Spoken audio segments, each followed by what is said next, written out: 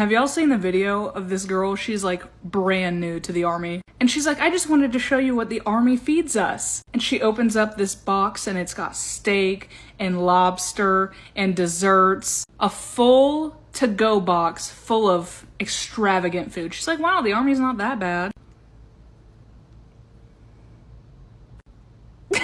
And the comments are like, oh no, we're cooked. They said, baby, you're about to deploy. And she's like, what? What do you mean?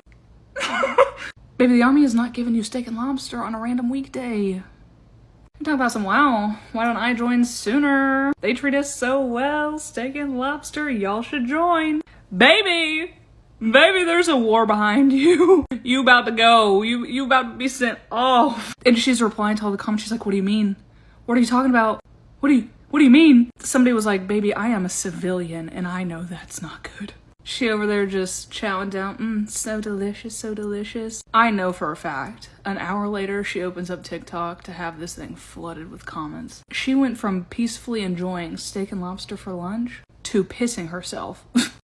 Hi guys, welcome back to our channel. In case you're new here, my name is Maren. And I'm Maureen. Right, so in today's episode, we're going to be reacting on a video of a lady that was going viral who's in the army, right? She was excited for getting a very special type of meal, which later on she went viral for because people decoded for her what that meant. From my understanding, it seems like she's just a new member of the army and that is why she didn't know, but I don't know. Right, so guys, let's watch how people reacted to her video and then we come back and talk about it. You can also leave us a comment on the comment section on what you think about this episode. Right, and let's also keep in mind about whatever thing that we shall not mention it because we want to keep our channel, but there's something major going on in the Middle East. Let's just say the first world country in the Middle East. Yeah, there's something major going on right now. Right, and we don't need to mention a lot of things right now, but a lot of you have been,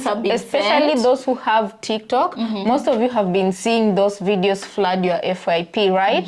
Right. Yeah. So the question that people are asking is, are they preparing the American army, military men and women for something, you know, that we shall not mention? Anyway, guys, let's watch and then we come back and talk about it. Remember to subscribe if it's your first time here, right? Right. Let's watch.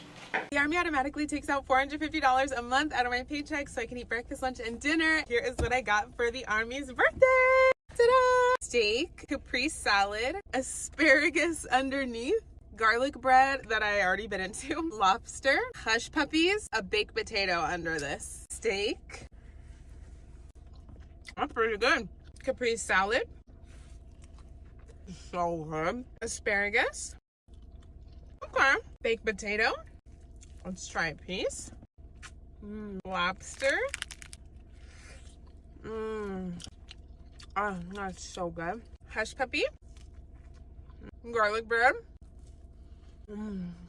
This might be my favorite thing. Shrimp cocktail. Wow. They ate fruit salad. Oh boy, it's that deadly combo. That steak and lobster.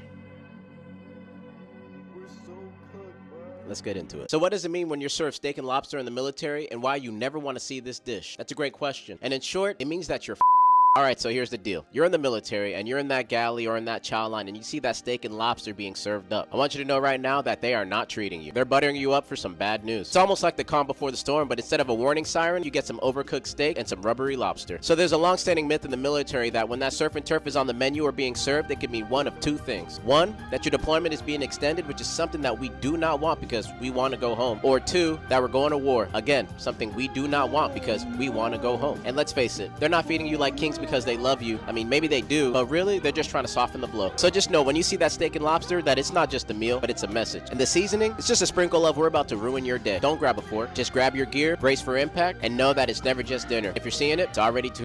Underneath, garlic bread that I already been into, lobster, hush puppy. Does she know that she has 30 minutes? Maybe 15 minutes.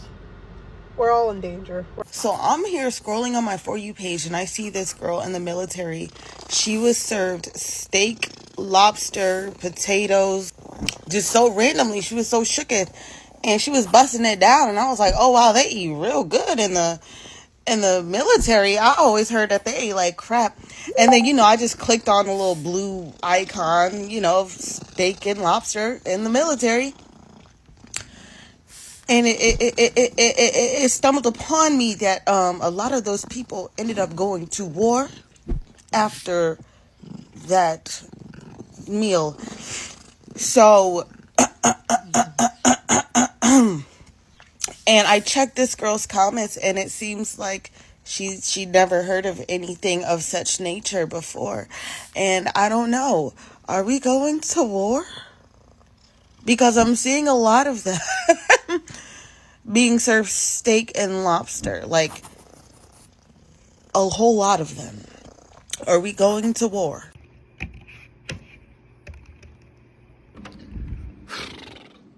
My bad for taking so long, bro. God damn, took you long enough? It was a long line to chow hall, but I'm not gonna lie, they actually had some decent food today. Good food? Yes, bro, decent food.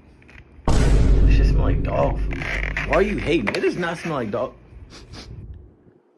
Okay, it does a little bit, but that's the size of the bro. Just open it up. It's steak, lobster, and corn. Why'd you say it like that? Do you know what this means, bro? What is getting steak and lobster like?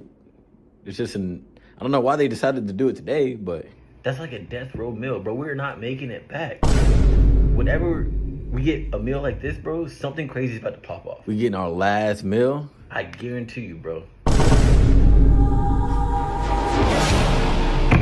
See, I told you, it's our last meal.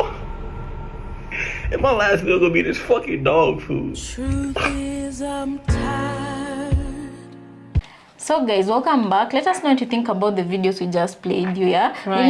Right now, it's easy to believe whatever that comes up on the internet, because when something happens, it's very easy for, news to spread like wildfire, right? Yeah, and by the time it reaches the general masses, sometimes it might be exaggerated or underplayed. So it is upon the general masses. If it doesn't come from the right sources. Especially if it doesn't come from the right sources. But I can genuinely say, when I watched this video on my TikTok page, I also didn't know that is what it signified. But then I remember, like 2-3 years back, I was watching a movie. We were watching a movie called Last Ship. I don't know how many of you guys have watched that. And also in that movie, there was such a thing as when they were going to war, they'd be given good food because that would have potentially be their last meal. So guys, I don't know, you can let us know. And I feel like today's episode was more of an awareness, especially to people like us who do not know these things, so that you can begin seeing the signs. And then the question we are asking is, we are all aware of everything that's happening in the right now, and everything that's flying in the air. There are countries that are giving their own people, they're issuing warnings, and they're warning their people to get out of certain countries. Yeah. Right. And this prompted me to go into the internet and look up the Kenya Defense Forces too, which contains the Kenyan Army, the Kenyan Navy, and how it usually is. And then I searched also if in Kenya our soldiers are usually given the special meals like in America. And to my surprise, no site is saying that they're necessarily given a special meal. So they're just treated like whatever it's just the same day in the jungle. Bodies that move to carry protect out the orders. Country. Yeah, but anyway, I was looking for that information on the internet because I was genuinely I want to know, and I want to keep up to date with those type of information. And I'm looking on Google. I asked the American government, their statement on that said issue. If your soldiers will be going to war and stuff like that. Yeah, but I didn't find any information. So meaning if there's something they're not really communicating, and whatever people are talking about out there could be exaggerated. Maybe someone starts a rumor, or maybe it's true. A speculation. Yeah, at the end of the day, I do feel like we won't really know or hear from, a credible source until this phase is over. Right. But mostly, I do feel like even if TikTok carries a lot of exaggerated news, there's always smoke, there is fire. Yeah, where there's smoke, there's fire. And guys, also let me ask you, do you remember the statement we made about how it's always who are out there starting wars. You know, let's talk about World War I, World War II, yeah? And right now, it's beginning to look like the other one is World War III is slowly looming upon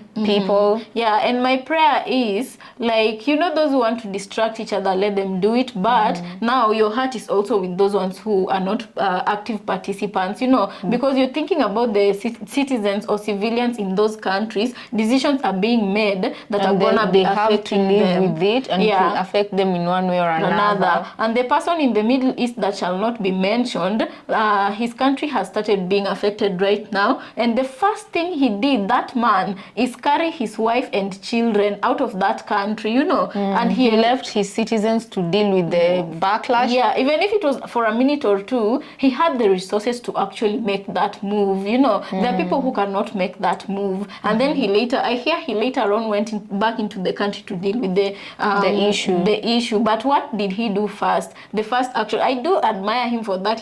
He thought at least he got to think of his wife and children, but he did not give others the chance or opportunity to think of their children and wives or to take actions, you know. And that is if you have the resources to do so, you know. You know, this whole environment, the whole atmosphere is reminding me of something. When you say that there are people who are instigating this war and there are this kind of people, and it's not necessarily a war that other people want, like people of color, normal civilians, like Africans don't have a problem with anybody in the Middle East. Americans don't have a problem with anybody from Europe. Citizens are just chill, you know. It reminded me of a clip of Muhammad Ali, the fighter, the boxer, right?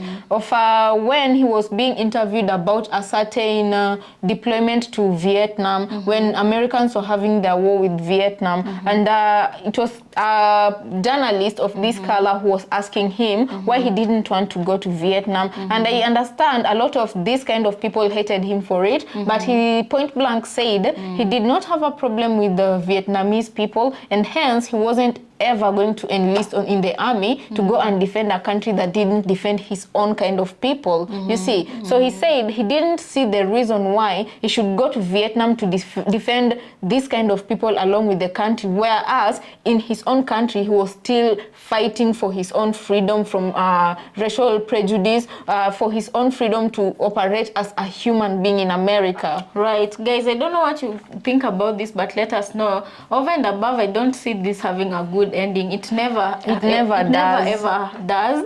Yeah, because things are happening, and most definitely this is gonna affect, should this go forward, it's gonna affect the political landscape, it's gonna affect the economical landscape, and we don't even need to say it's gonna affect obviously the social and touristic aspect of it, because as we speak there's also a country telling its own citizens not to use air, to go back home but not to use air, meaning they're planning something for that as well, you know. Right, the airwaves of in the Middle East are gonna be very hot. Guys, this I feel like is bringing people back, you know, decades and decades back, because especially the countries that will be affected, because they will have to think about rebuilding after, you know, whatever happens.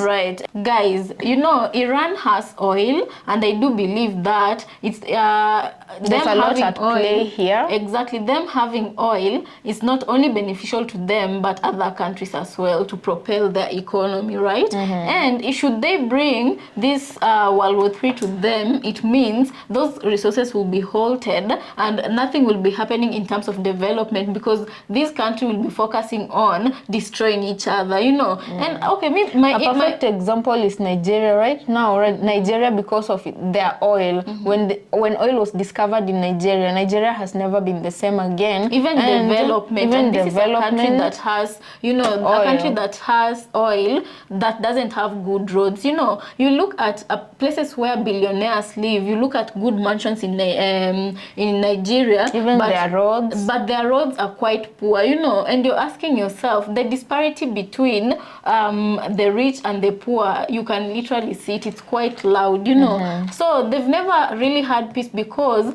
of the natural resources that are found in their country, and now the leaders are busy not using this to their advantage. Corruption corrupt leaders are at play also, you know. So you imagine these first world countries, and they start now doing whatever they want to do right now, how it's not going to give peace to anybody, and that is going to affect the whole, as I said, economic landscape, you know. Right. You know how World War II ended, and it had to take these groups of people coming together and actively deciding to end wars in order for the countries involved to move forward economically.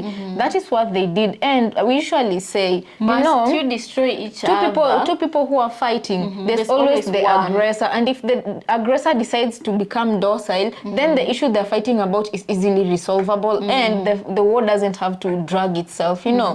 Right now I'm seeing a situation whereby if they do indeed cause this World War III, this will be the last thing they do, and they all become third world countries again, and I'm sure. Anyway, also again, they have the roadmap to building the big bad machines that we shall not mention right now, that they're threatening to use against each other. So long as they have that knowledge, maybe. But anyway, as we say, but do we say, guys, you know, it's like these people, they have the power to just like live in peace, allow economy to thrive, allow everybody. Can't we live like it's the Garden of Adam and Eve?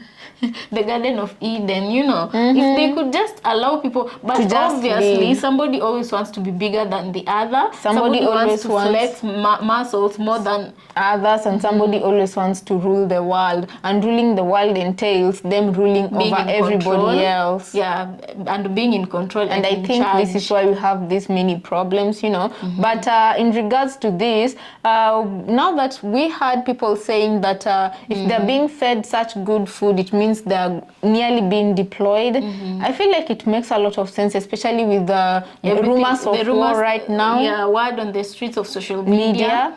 Anyway, let's watch as it unfolds, guys. Let us know what you think about this episode on the comment section. Also consider subscribing if it's your first time here, and we'll catch you on our next episode.